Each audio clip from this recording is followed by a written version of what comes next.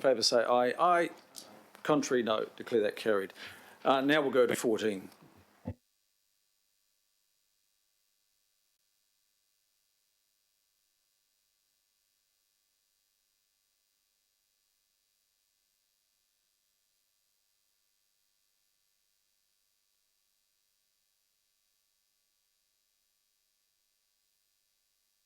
Right, Joe and team.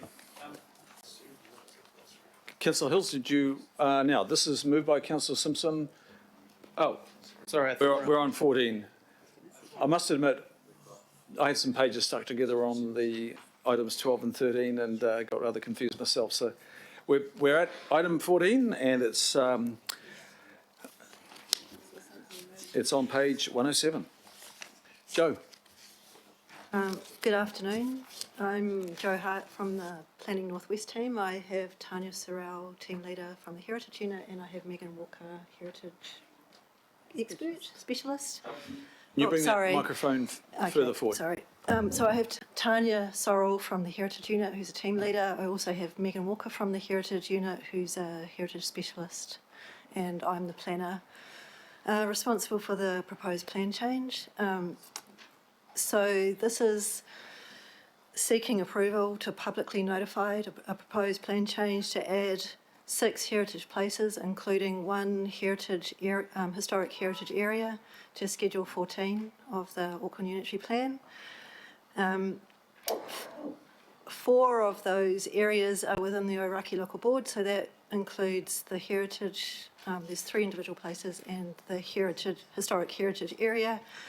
1 is in the Albert Eden Local Board and 1 is in the Rodney Local Board.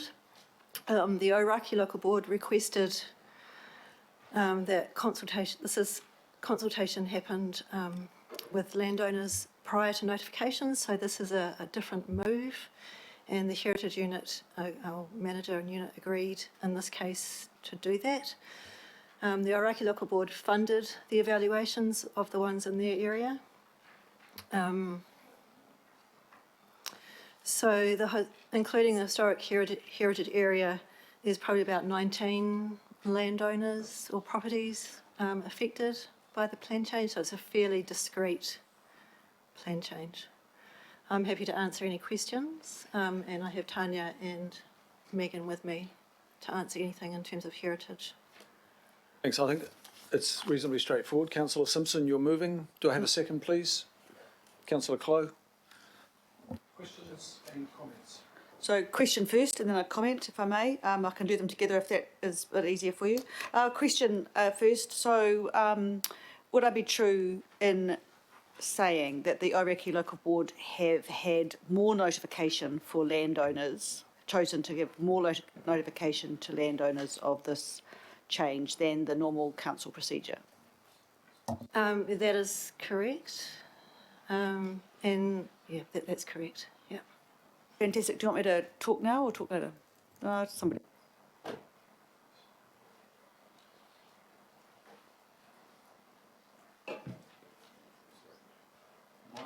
My apology, just attending to something. Councillor Lee. It's not a question, it's a comment. May I proceed? I just want to support this, but also to note that to commend the Ōrākei Local Board working with organisations like Remuera Heritage are actually pioneering a model, if you like, or creating a model to get these notable buildings, historic buildings protected, coming from the grassroots level, which I think is to be admired. It's important that these places and buildings be identified and protected before we lose them. And we are losing these places at an ongoing rate, year after year. And in some ways, this helped stem the tide. It's not enough, but I commend this approach by the Ōrākei Local Board to all local boards and the council itself. So good on them. I fully support what's happening here. Thank you, Councillor Lee. Councillor Simpson again. So my comment is, yes, thank you, Councillor Lee. I think that the Ōrākei Local Board have done a fantastic job around this. I mean, our own research from our Heritage and Research Investigation Unit says that people are willing to pay approximately 5.3% more to live in a special character area, which is probably about 50,000 more than the average house price. And properties located within 50 metres of a scheduled heritage place have a price premium of about 2.3%, which is about 21,000 more than the average. So these are adding value to properties around them too. I think there was some reference in there that wasn't quite sure what heritage would do to an area. But I think the process is a good one, asking locals first and approaching the landowners first. I think it takes a lot of heat out of the argument. And I think that as a city we need to acknowledge some of our real local heritage. I mean, the Remuera Primary School gates lists old boys from the school who served in World War I. Those who were killed were marked with a cross, and there are a lot of crosses. Why would that not be listed as a heritage? Remuera Post Office, our first post office in Remuera. It's a gorgeous big old building. And I think as we move forward as a city, we need to look at, new urban development, but we also need to appreciate our heritage. So I commend the local board for their process and endorse Councillor Lee's comments that we should potentially look more at that way of doing it, because the law dictates A, doesn't mean we have to do it that way. And I hope my colleagues will support it. Thank you. Thank you, Councillor Simpson. And Deputy Mayor, please. Thanks, Mr Mayor, and I applaud you approaching the landowners under the recommendation of the Ōrākei Local Board.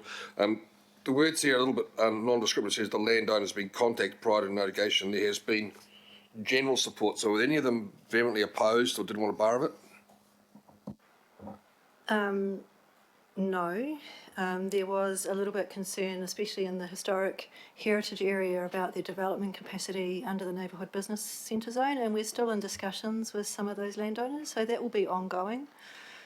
And as a result, as you can see from the report, the evaluation report was actually reviewed, and some of those buildings were kind of on the edge of whether they were contributing or non-contributing. And so 2 of 3 buildings have been made non-contributing buildings within the heritage area, and that gives it a slightly less stricter regime in terms of development on those sites, which was of concern to the landowners of those 2 buildings, or 3 buildings, yeah. Subsequent one, Mr Chairman, to do with the commercial buildings. How are they for earthquake provisioning?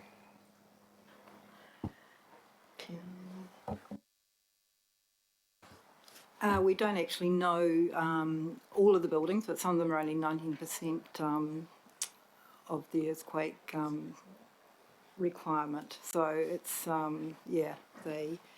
number of them will need earthquake strengthening for any development.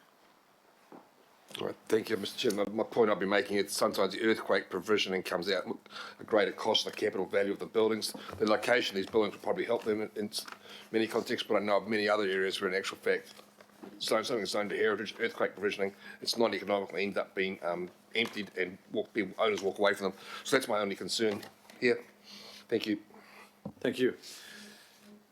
Okay, it's been moved and it's been moved by Councillor Simpson, seconded by Councillor Clow. Thank you for your work here. Great work. And again, Ōrākei Local Board, their work as well, and bringing it to you. So put it to the vote. All those in favour say aye. Aye. Do that again. All those in favour? Aye. Contrary, no. Declare that carried. Thank you.